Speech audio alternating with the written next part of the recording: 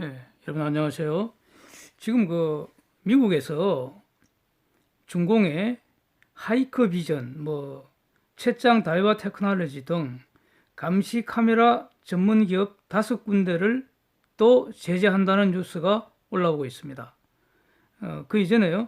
신장 위구르 지역에 위구르인 100만 명 정도가 강제 수용소에서 중공 당국에 의하여 인권 침해를 당하고 있다. 즉, 국가에 의하여 인권 침해 당하고 있다. 이런 점이 국제사회에서 크게 문제가 되고 있습니다. 지금 이와 관련해서 이제 NYT, 로이터, CNBC, 블룸버그 등에서요, 이 하이크비전이 중공의 어떤 대표적인 감시 카메라 CCTV 기업 아닙니까?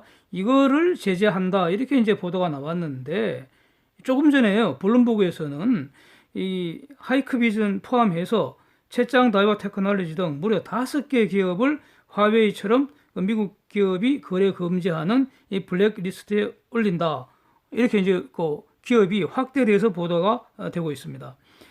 이 지금 신장 위구르 지역이요, 실크로드 길목이잖아요. 우리한테는 서역, 돌골 이렇게 알려져 있고요. 이 사진 한번 보시면 이게 티르케스탄의 동쪽에 있다 이렇게 해서 동티르케스탄이라고 그러고요. 베이징에서 보면 북서쪽에 있고요. 그렇죠? 그러니까 이제 중앙아시아에 있는 위구르인 자치구입니다. 이 사람들은 기본적으로 무슬림이고요.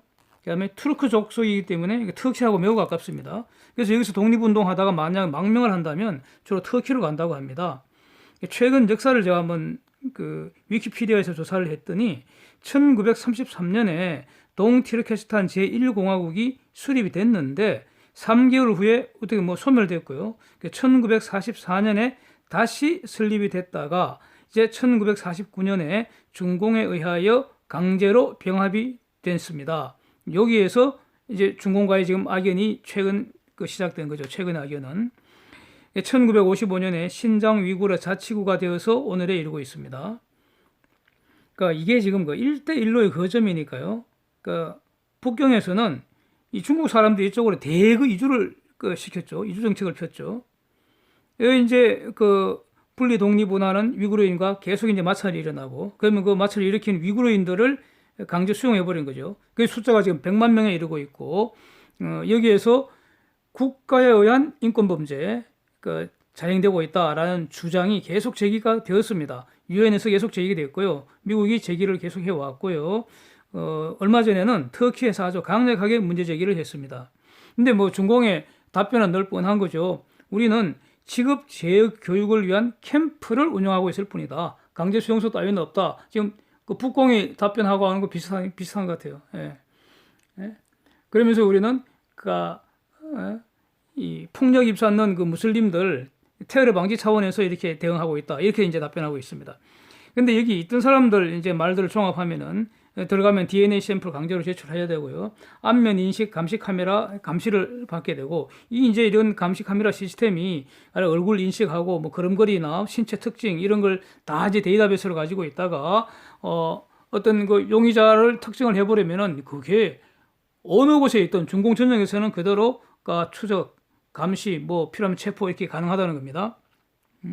다수가 모였다가 갑자기 어떤 움직임을 보이면 그 움직임을 포착해버리고, 음성을 분석해서 거기서 어떤 불순 용어가 식별이 되면은 바로 가서 이제 조치를 취해버리고, 이러다 보니까 이 불특정 다수의 시민들이 일상이 감시하에 있게 되는 것이죠. 그래서 도시 자체가 이 교도소처럼 되어버렸다, 감옥처럼 되어버렸다. 그래서 프리전 시티 이런 말까지 이제 나오게 된 겁니다.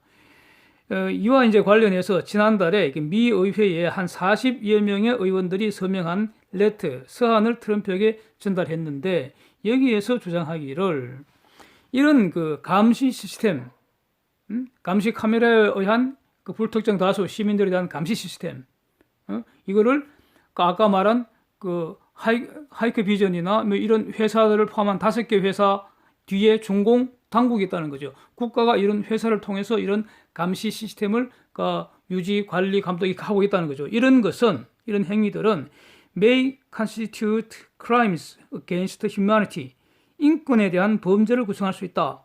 이렇게 이제 서한에서 적었습니다. 제가 해석하기로는 이런 거 아닙니까? 가게 주인이 손님에게 칼을 팔 수는 있죠. 그런데 칼로 살인할 것임을 알고도 판다면 그건 살인죄 공범이 될 수도 있잖아요. 그러니까 미국의 기술이 이런 그 범죄 행위에 악용되는 걸 알면서도 이거 파는 거, 흘러 들어가는 것을 허용할 수 없다. 미국의 기술이 인권 침해 범죄에 이용되도록 놔버려 둘 수 없다. 이렇게 되는 겁니다. 지금 출발점은 여기에 있습니다.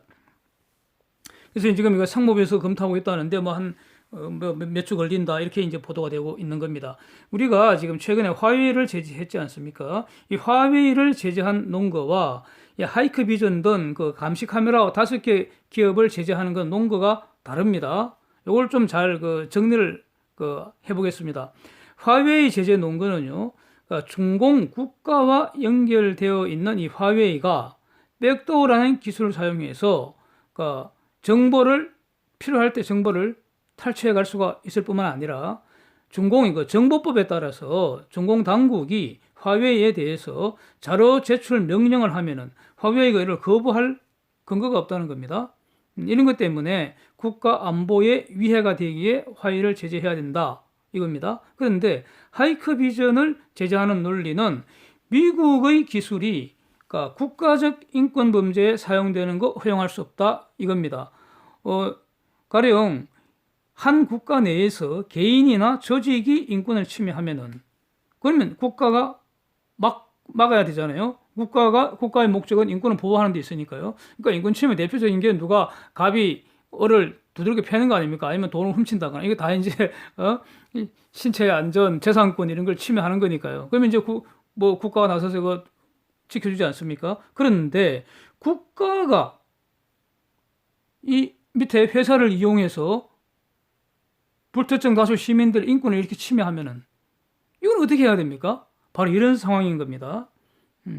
근데 이제 이게 지금 화웨이를 제재한 시기이기 때문에 시기적으로 이때 이런 하이크비전이나 이런 회사를 무려 5개나 더 제재를 해버리면은 세상에 대해서는 무역 전쟁의 수단으로 중공기업 추격이 확대된다 이렇게 오해하는 그런 시그널을 줄 수도 있잖아요. 그런데 이 사건은 무역 전쟁의 수단이라기보다는요, 독자적으로 인권 침해 방지를 위해서 결정하는 것이다. 저는 이렇게 이제 생각을 합니다. 그렇다면은 여기서 아주 중요한 문제가 제기되는데요. 이 결정을 계기로 신장 위구르 지역이나 티베트 지역의 인권 문제가 정말로 적극적으로 제기될지 이게 주목이 되는 겁니다. 지금까지도 꾸준히 유엔과 미국 이런 부서에서 정기적으로 꾸준히 문제를 제기해 왔는데 이번에는 훨씬 강도가 강하지 않습니까? 아예 그 인권 침해에 동원되는 기업들에 대해서 미국 기업과 거래를 아예 차단시켜 버렸으니까요. 예, 아주 강력한 조치입니다. 예. 자, 근데 이 인권 문제라는 거는요, 분리 독립운동과 동전의 양면입니다. 그렇잖아요. 독립운동을 차단하고 탄압하는 과정에서 운동가들에 대한 인권 침해가 발생하는 것이죠. 그렇잖아요. 그래서 신장 위구르 지역에 대해서 이러한 조치를 취했다면 티베트 지역에도 역시 인권 문제가 발생하지 않습니까? 티베트 지역으로 확대될 수도 있고요. 이와 관련해서 이번 주에 주중 미국 대사가 2015년 후에 처음으로 티베트를 방문한다고 하니까 앞으로 이들 지역에서 인권 문제 본격적으로 제기되는지 주목하겠습니다. 이상입니다. 함께해 주셔서 감사합니다.